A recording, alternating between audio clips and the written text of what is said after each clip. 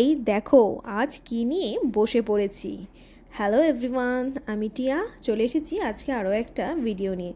আসলে বাড়িতে বেশ কতগুলো কুল আনা হয়েছিল, তাই ভাবলাম এগুলোকে যদি এভাবে রেখে দিই তাহলে এগুলো পচে যাবে, তাই এর থেকে ভালো হবে এর আচার বানিয়ে নেওয়াটা।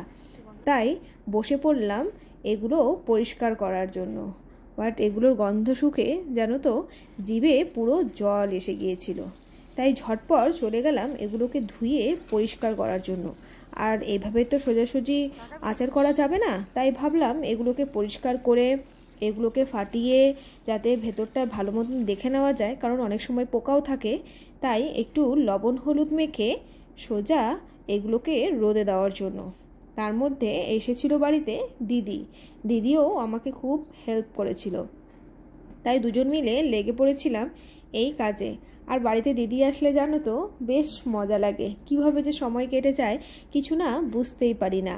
আর দিদি বাড়িতে আসলে গল্প করতে করতে জানো তো দুজন মিলে গল্প করতে করতে আমাদের না সময়ে কেটেই যায়। তার মধ্যে রোদটাও খুব ভালো উঠেছিল, আর এই সুযোগেই কুলগুলোকে একটু শুকিয়ে না নিলে হবে না, কারণ রোদটা যদি না পায় এগুলোতে পোকা ধরে যাবে আর ভালো মতন আচারও করা যাবে না।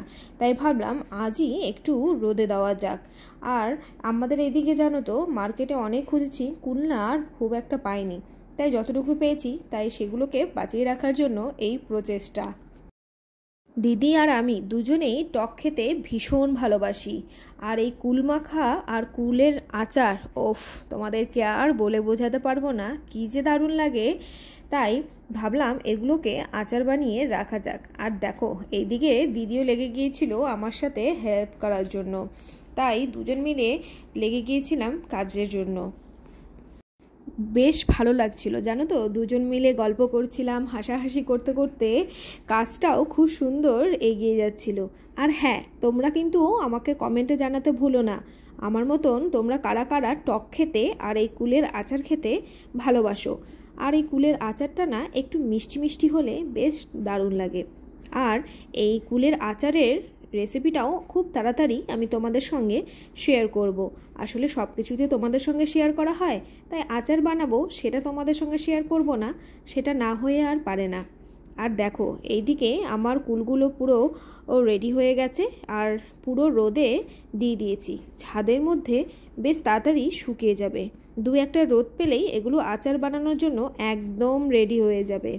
আর হ্যাঁ, তোমরা যারা আজ আমার ভিডিওটি প্রথম দেখছো, ভিডিওটি ভালো লাগলে অবশ্যই একটা লাইক কমেন্ট শেয়ার করতে ভুলো না, আর পেজটিকে ফলো করে আমার পাশে থেকো। আর যারা ইউটিউব চ্যানেল থেকে দেখছো তারা অবশ্যই চ্যানেলটিকে সাবস্ক্রাইব করে আমার পাশে থেকো। আর হ্যাঁ, তোমরা যে এত সুন্দর সুন্দর কমেন্ট করো সেগুলো না আমার খুবই ভালো লাগে। আজ ভিডিওটা এখানেই শেষ করছি, টাটা।